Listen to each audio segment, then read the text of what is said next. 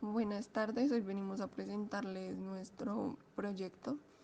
Se trata de un péndulo balístico. Mi grupo está conformado por Andrés Felipe Caro, Iván Díaz, Natalia Fernández, Juan López y quien les presenta Astrid Campos. El péndulo balístico es un sistema construido para disparar una bala de forma horizontal hacia un bloque, suspendido en una cuerda. A través de este tipo de péndulos se puede obtener la rapidez de la bala, obteniendo el ángulo por el cual se realiza el movimiento. Para este ejercicio tuvimos en cuenta la masa de la bala, la masa del bloque, la longitud de la cuerda o lo que hayamos utilizado y el ángulo del movimiento, el cual determinamos con ayuda de un programa llamado Tracker. Los materiales que usamos para el péndulo balístico fueron los siguientes. Una tabla de 30 por 50 centímetros, que es la tabla base, o un soporte, que es un palo de pino de 30 centímetros, un tornillo de cama con dos tuercas, un rodamiento, usamos también palos de balso, dos varillas de diferente tamaño y una caja metálica con el oasis.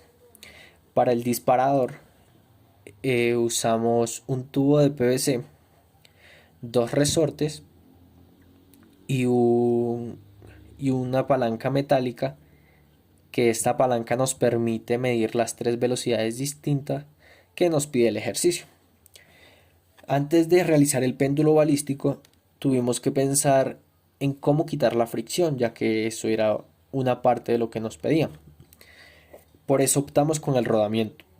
En el primer intento pegamos el rodamiento al tornillo con los palos de balso y fue un intento fallido, ya que el palo de balso es muy liviano y por lo tanto la fricción era muy notable. Para ello optamos con pegar una varilla de gran tamaño al, al rodamiento. Esto básicamente sí servía, pero lo que sucedía era que al disparar el proyectil, el péndulo no se movía mucho porque ya era mucho peso.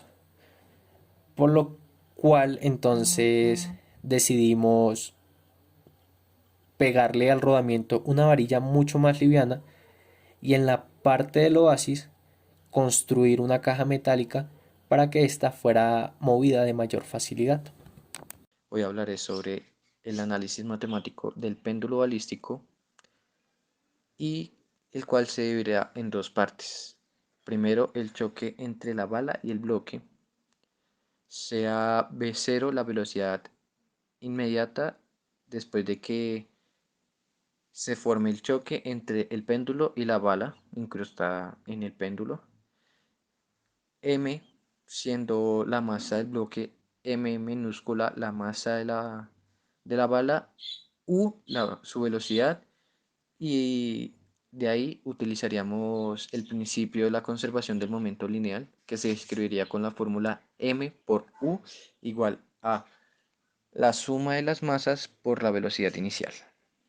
La segunda parte sería el conjunto del bloque, que se elevaría a una altura h, que para encontrarla utilizaríamos la conservación de la energía, que se escribiría así: un medio por la suma de las masas por la velocidad al cuadrado igual a la suma de las masas por la gravedad por la altura.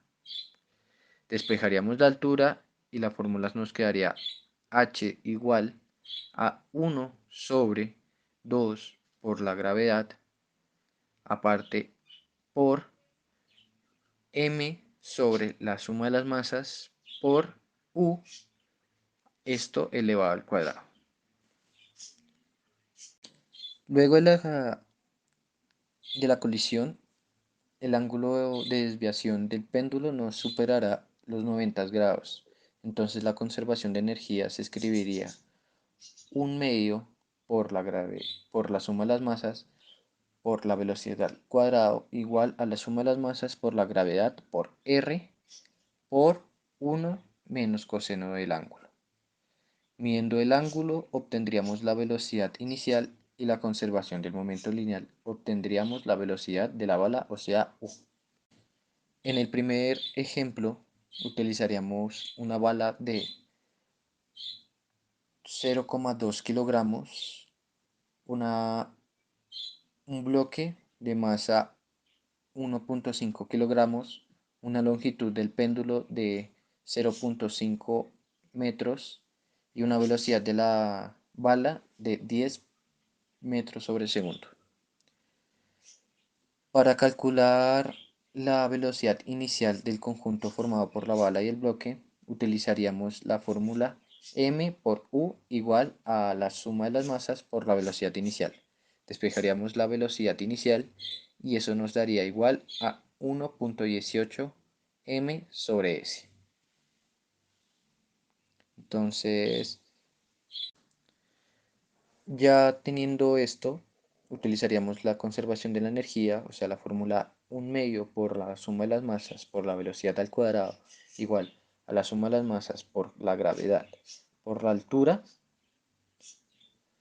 Ya conociendo la velocidad inicial, despejaríamos h, que nos daría 0,07 metros, y de ahí calcularíamos con la fórmula h es igual a r menos r por coseno del ángulo.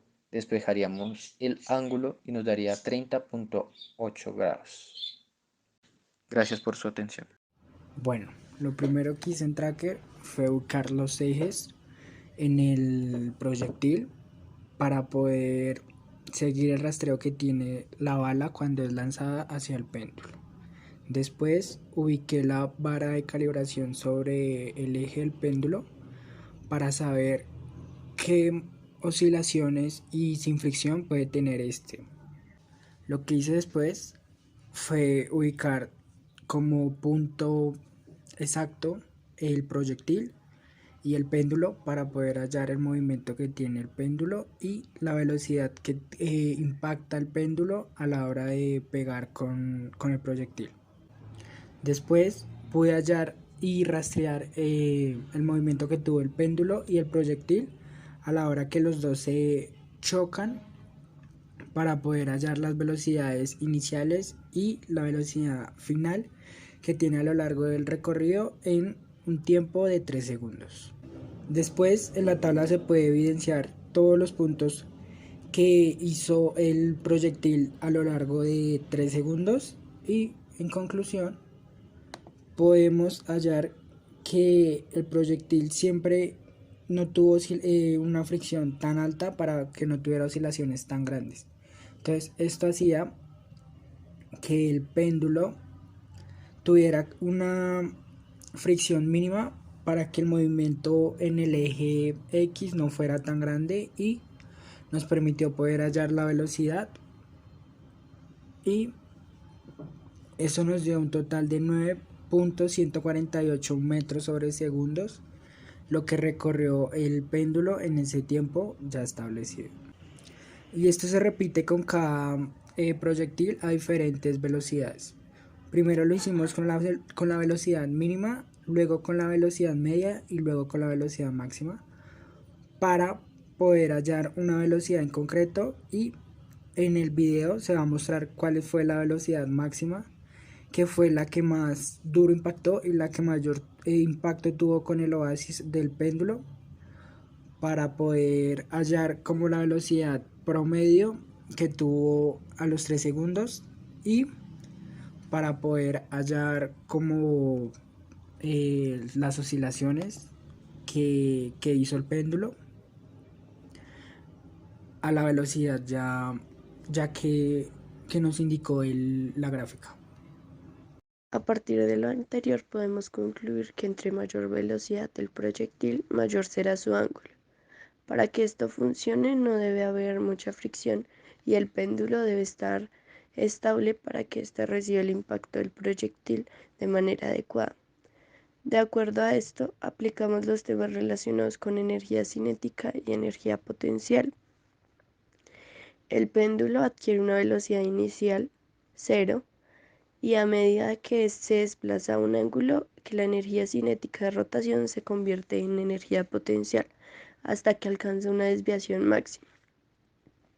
La energía potencial y la energía cinética en la práctica en el péndulo pierde siempre una parte de la energía mecánica a causa de la fricción en los elementos mecánicos y depende de su coeficiente aerodinámico. Esta pérdida de energía se manifiesta en forma de energía térmica y hace que el péndulo acabe por pararse.